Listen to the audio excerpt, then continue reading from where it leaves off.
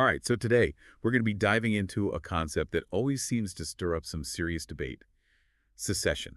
When a region is like, okay, we're done, we're out of here, starting our own country. We've got some excerpts from the Stanford Encyclopedia of Philosophy on Secession to guide us, and trust me, this is going to be a wild ride. It's a topic that never really goes away, does it? I mean, look around the world and you'll see secessionist movements popping up everywhere, each one with its own unique set of arguments and reasons. Exactly. It's definitely a hot topic.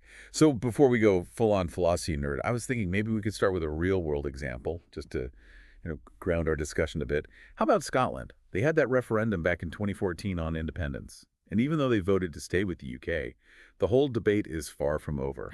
Oh, Scotland is a brilliant example. It really highlights all those tangled up questions like national identity. Can they make it on their own? Economically, historical stuff, grievances, and of course the whole democracy and self-determination thing. So using Scotland as let's say, our case study here, let's define secession. I mean, it might seem obvious, but there are other ways for a state to break apart. Right. Secession is specifically when a group within a country says, we're out, Hmm. and tries to form a brand new independent state on like a chunk of that original territory. They're not trying to join another country. They want complete independence, making the original state smaller. Okay, so like when Germany unified, that wasn't secession. It was East Germany basically saying, hey, we want to be part of West Germany. You got it. Or think about Czechoslovakia. They peacefully split into the Czech Republic and Slovakia. That's different too. Or when outside forces, like, historically break up a country, like what happened to Poland? Gotcha. Yeah. So we've got secession defined. Now, for the philosophers out there, and this goes back to Scotland, the big question is, when is secession morally justified? And this is where things get really interesting. Philosophers like to separate being morally justified from having a right to actually do it. They aren't always the same. So just because a group makes a convincing case for independence, that doesn't mean they automatically have the legal or political right to just leave. Exactly. It's like you might be able to justify, say, eating an entire pizza yourself if you're starving. But it doesn't mean you have the right to do that if the pizza belongs to somebody else. Okay, I like that analogy. Makes it easy to digest. So Scotland might argue they'd be better off running their own show. But that doesn't necessarily mean they have a right to just walk away from the UK. Exactly. This difference is super important because it helps us understand why real-world secessionist movements are so complex. It's not just do they have a good reason, it's also who gets to decide and what are others obligated to do about it. So let's say, just for the sake of argument, that Scotland does have a strong moral case. Does that automatically mean they'd be okay using force to get what they want? Now you're venturing into just war theory territory, which adds a whole nother layer of ethics. We'll definitely come back to that later. But for now, let's focus on the moral side of secession itself. Sounds good. So the Stanford Encyclopedia, they lay out a whole bunch of different theories. But a key difference they make is between remedial right-only theories and primary right theories. Can you break those down for us? Sure, remedial right-only theories, they see secession as a last resort, like a way to fix a huge injustice. Kind of like the right to revolution, you only get to use it when the state has seriously wronged a group. So Scotland would have to show that the UK is actively harming them in some way to justify leaving. Precisely. And it has to go beyond just disagreeing with some policies. We're talking about things like systematic discrimination, oppression, denying people basic freedoms. Serious stuff. Okay, that makes sense. But what about when a group wants independence? Not because they're being harmed, but because they just have a different vision for their future. Like maybe they feel their culture and values are being ignored or not respected within the existing state.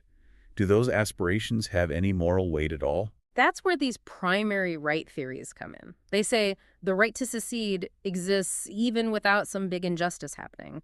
It's about a fundamental right to self-determination, independent of any wrongdoings.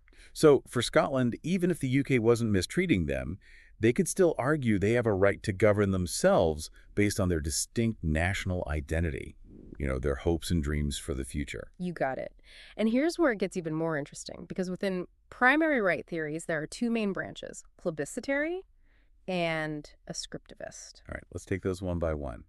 What about these plebiscitary theories? They sound a bit ancient Roman, like emperors giving a thumbs up or down. Well, without the gladiators and togas, it's not a terrible comparison. Plebiscitary theories argue that if a clear majority in a region votes to secede, like in a referendum, and they can create a viable state, then they have a right to do it, regardless of their reasons. So it's almost like a political divorce, but with a bit more at stake than who gets the dog. Huh, exactly. But it can get kind of counterintuitive. One of the big thinkers on this, Christopher Wellman, he actually says secession might be okay even if there's no active injustice happening. Hold on, so even if a group is treated fairly in their current state, they could still be allowed to leave just because they want to? According to Wellman, yeah. He sees self-determination as this fundamental right. So if a group can prove they can govern themselves well and build a viable state, then they should get to go their own way. Now that's a pretty radical idea. It goes against the whole thing about secession being a response to oppression. It definitely shakes things up, doesn't it? And naturally, it raises a bunch of questions and potential issues, which we'll get into, of course. Like, wouldn't this just lead to chaos? Every little group could just up and declare independence. That's the domino effect worry a lot of people have. But Wellman argues that his theory has some built-in breaks. First, there's the whole viable state thing. Creating a functioning government that lasts. That's not easy. It's not just drawing lines on a map. It takes resources, institutions, and honestly, the will to make it work. So you can't just want independence. You got to show you can actually handle it. Exactly. And Wellman is really clear about the importance of a solid majority vote. Not just a small, unhappy faction making trouble. It's got to be a genuine expression of what the people want. Okay, so there are safeguards to keep things from getting too crazy.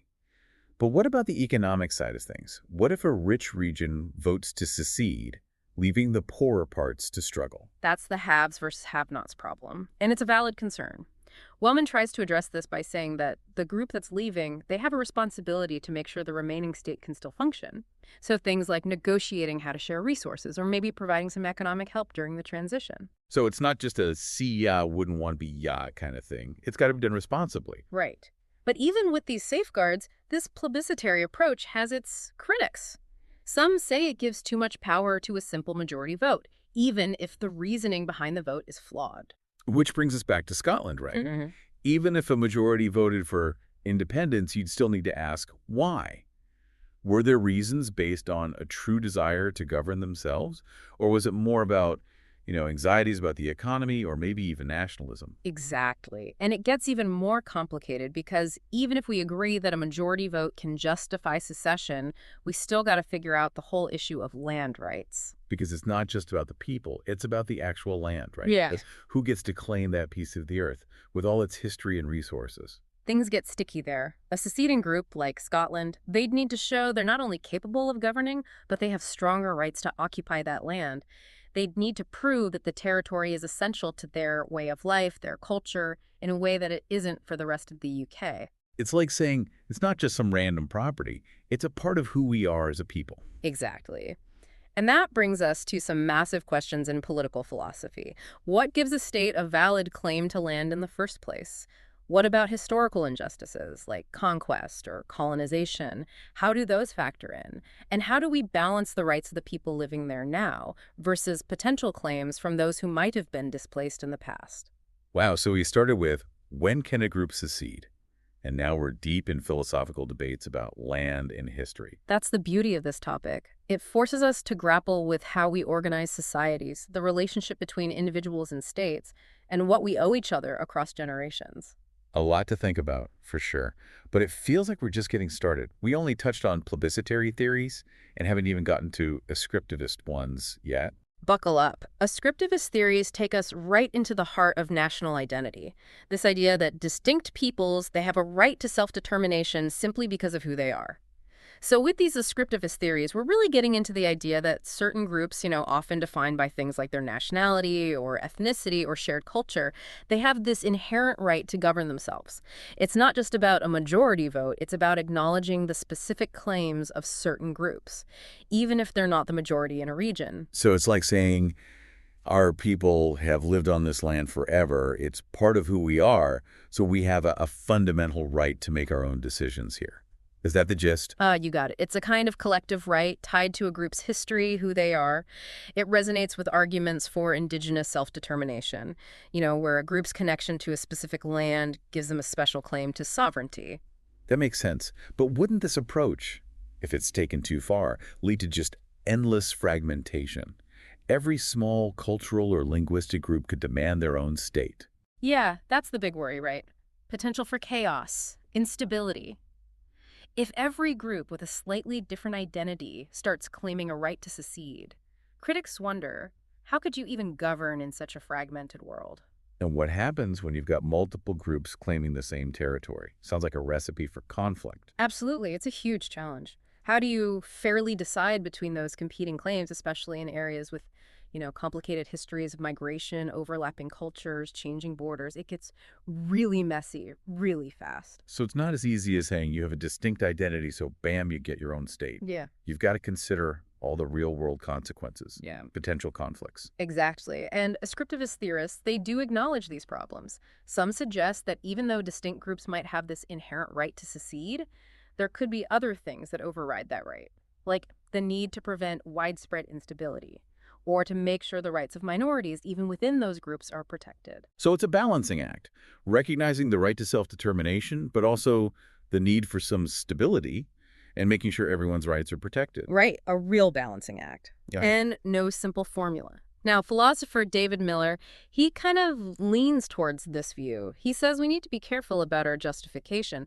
Are we saying nations need their own states, or are we saying states need to only have one nation within them?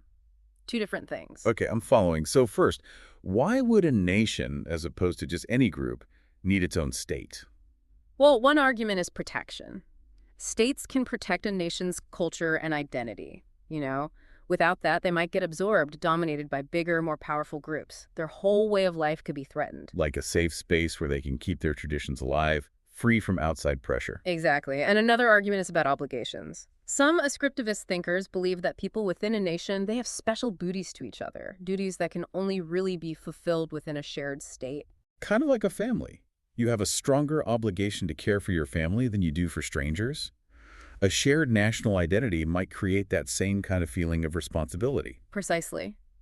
But even with these arguments, it's not a slam dunk. I mean, look around. You see plenty of examples where nations maintain their culture just fine within bigger, more diverse states. French Canadians in Canada, or all the indigenous groups that keep their cultural practices alive within larger countries. That's true. It suggests maybe having your own state isn't the only way to protect a nation's identity. Right. Now, the other side of Miller's point, this idea that states should only be made up of one nation, that's where things get a bit more controversial. Why would a state need to be so homogenous? Just one nation. Seems like that would exclude a lot of people, go against the whole idea of diversity. Yeah, it's a tricky one. One classic argument going all the way back to John Stuart Mill is that true democracy, it can only really work in a mononational state. The idea is that having a shared identity, it creates unity, trust, and that's essential for making democratic decisions together. So, if we all agree on who we are and what we value, we're more likely to work together on how to govern ourselves. Right. Without that, democracy could just turn into constant conflict. Different groups fighting for power, never finding any common ground.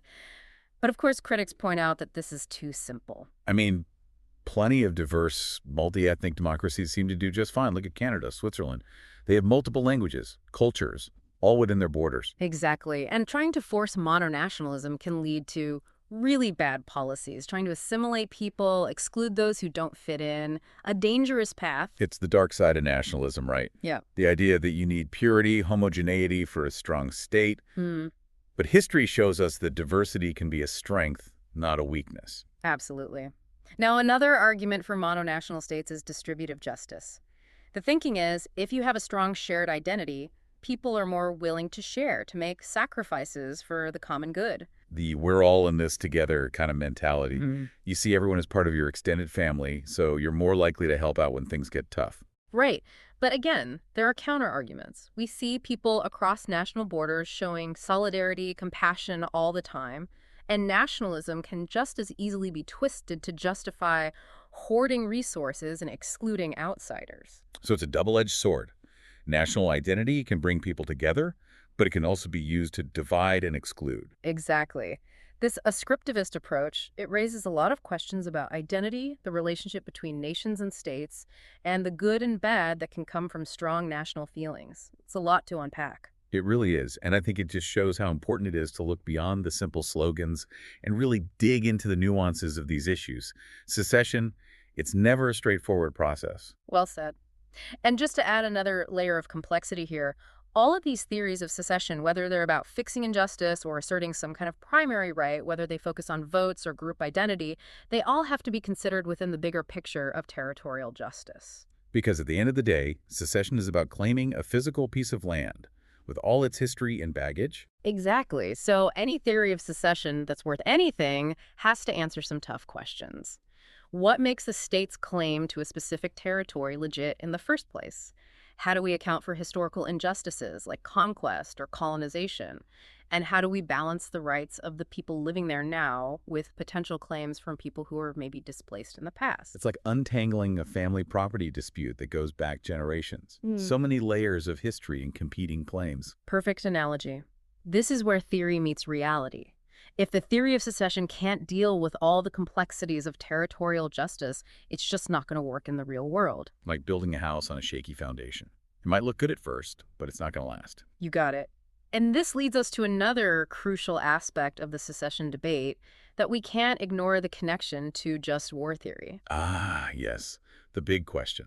Because let's be honest, secession rarely happens peacefully. There's often violence, which brings up a ton of ethical problems. Exactly. It's not just about whether a group has a right to secede, it's also about whether they're justified in using force to get their independence. And on the other side, if a state rejects a group's claim to secede, does that give them the right to use force to keep their territory? It's a real ethical minefield. So even if a group thinks they have a legitimate right to secede, that doesn't automatically mean they can go to war. Exactly. Just war theory sets a very high bar for justifying using force. You need things like a just cause, right intention, proportionality, and a reasonable chance of success. So simply wanting independence, even if you have good reasons, wouldn't automatically meet those criteria. Right. And on the other side, even if a state thinks it has a right to hold on to its territory, that doesn't mean they can use any means necessary to put down a secessionist movement. So there are limits on both sides. It's about finding that balance between self-determination and peaceful conflict resolution. Exactly. And that's where understanding just war theory can be really helpful in figuring out these secessionist conflicts. It provides a framework for thinking about the ethics of war, the limits of violence. Making sure the pursuit of independence doesn't come at the cost of basic human rights and international law. Because secession isn't just a domestic issue, it affects the whole global order, how states relate to each other. Absolutely. And speaking of international law, that's another key piece of the puzzle. Okay, so let's zoom out a bit. How does international law deal with secession? Are there clear rules? Here's the tricky thing. International law is actually really vague when it comes to secession. There's no clear right to secede spelled out in treaties or customary law. So it's a bit of a legal gray area, open to interpretation. That doesn't sound very helpful for groups wanting independence or states trying to hold on to their territory. It definitely creates uncertainty. International law does recognize a right to self-determination for all peoples, but that's often interpreted as applying mainly to colonial situations, like the decolonization movements in Africa and Asia in the 20th century. So granting independence to colonies, not about letting any group within a state break away. There's a difference. Right. And this limited application of self-determination causes tension and frustration, especially for groups who feel their desire for independence is just as valid as those former colonies. It's like, hey, how come they get to be free, but we don't? It's like saying you can only leave the club if you were forced to join in the first place. Yeah, good way to put it. And that's where all this philosophical work on secession can be really useful. By looking at the different moral arguments, we can start to develop better, more principled approaches to international law, a system that takes into account all the complexities of self-determination in the 21st century. Bridging the gap between the ideas and the reality of international politics. Exactly. One big question is, should international law just recognize a right to secede? Or should it separate the right to secede from the right to be recognized as a legitimate state? Okay, now there's a subtle difference there. What's the practical impact? Imagine a group that clearly fits the criteria for justifiable secession, right? They've suffered human rights abuses, or they have a really strong claim to self-determination. Under the first option, international law would simply acknowledge their right to form their own state with all the benefits that come with it. So they get welcomed into the club, with all the perks of a recognized nation. Exactly. But under the second option, international law would separate the act of secession, breaking away and governing themselves, from being recognized as a legitimate state. And that recognition brings a lot of benefits. So it's like saying, you can do your own thing, but we're not necessarily giving you our stamp of approval. Right. This distinction lets the international community set some conditions for recognition. Things like being committed to democracy, human rights, being peaceful with your neighbors. Like a trial period for new states. They have to prove they can handle being independent before they're fully accepted. Exactly. It's like acknowledging that just granting independence isn't always enough. New states often face huge challenges, and the international community can help them build stable, just societies. It's like saying self-determination is an ongoing process, not just a one-time event. It takes time, support, to really become a functioning, responsible member of the global community. Well said. And it highlights something important. Philosophy isn't always about finding the one right answer. It's often about understanding how complex an issue is and helping us ask better questions. So it's not about a magic formula for solving the secession puzzle. It's about understanding the different values and principles and using that to make more informed decisions. Exactly. And that's where philosophy is so valuable. Even if it doesn't give us a set of rules to follow, it helps us have better conversations about real secessionist movements, understand the different viewpoints, and think about what might happen with different actions. It's about going beyond the simple sound bites and really thinking about self-determination in a complicated, diverse world. Well said. And this brings us to another interesting layer in this debate. The idea that the right to secede might actually be institution dependent. Okay, I'm intrigued. What does it mean for a right to be institution dependent? Well, it means whether a group has a right to secede, it might actually hinge on the specific institutions in place at different levels, like local, regional, national, international. So it's not just abstract ideas, it's about how societies are actually structured and governed. Exactly. For example, a group might have a stronger argument for secession if the current state is very centralized and ignores their needs. But a group within a more decentralized democratic system might have less justification for leaving. It's like if you already have a voice in how you're governed, you're less likely to want to go your own way. Exactly. And thinking about institutions can help us understand the role that international organizations can play in these secessionist situations. Because in today's world, secession is rarely just between a state and a group that wants to leave. You often have other countries, regional groups, the UN, all involved. Absolutely. And these international actors can be really important. They can help mediate disputes, provide humanitarian aid, and generally help make sure that if secession does happen, it happens as peacefully and fairly as possible. So self-determination isn't just about rights, it's also about responsibilities.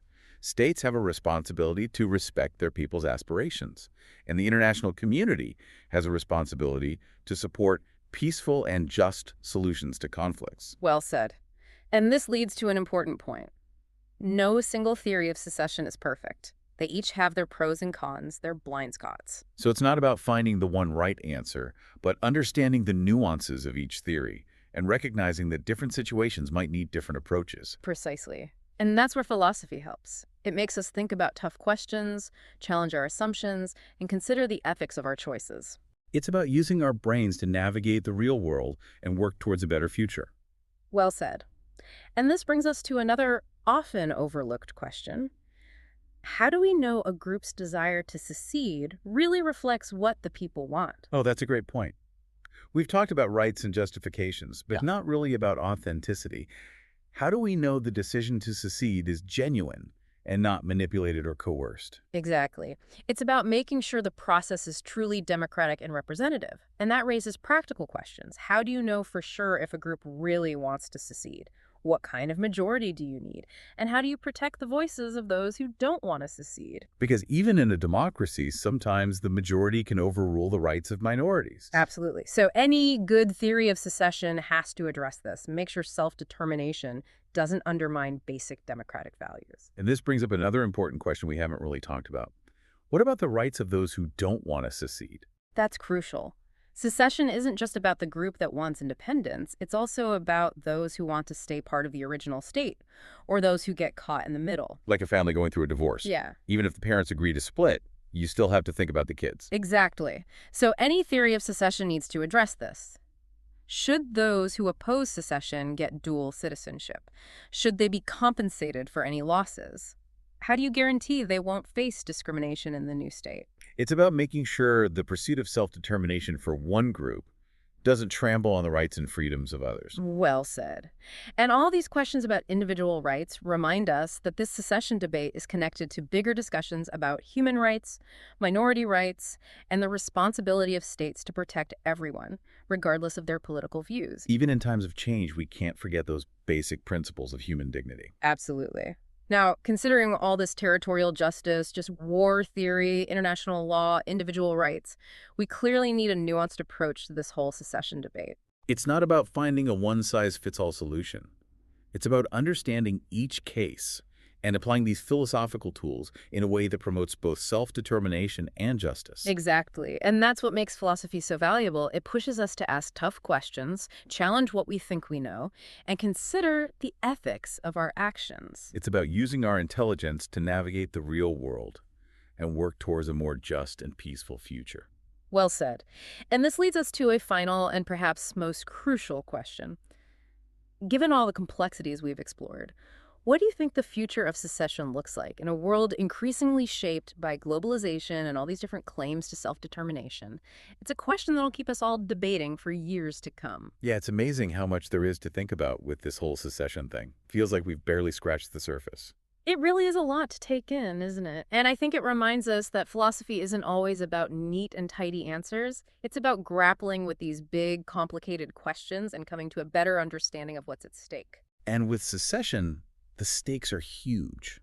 We're talking about the very foundations of states, the rights of individuals and groups, the possibility of conflict, but also cooperation on a global level. Absolutely. And as we've seen, there's just no single answer to the question of when secession is justified. It all depends on history, political systems, cultural identities, the economy, and of course, the ethical principles that we think are most important. It's like a puzzle where the pieces keep changing shape as you're trying to put them together. Great analogy. And it shows how important it is to have these discussions, to think about the different philosophical viewpoints, and to question our own assumptions. Because we have to wrestle with this complexity if we want to deal with real-world secession in a way that's fair and keeps things stable. Right. And it brings us back to that big question about the future of secession in a world that's more interconnected and diverse than ever.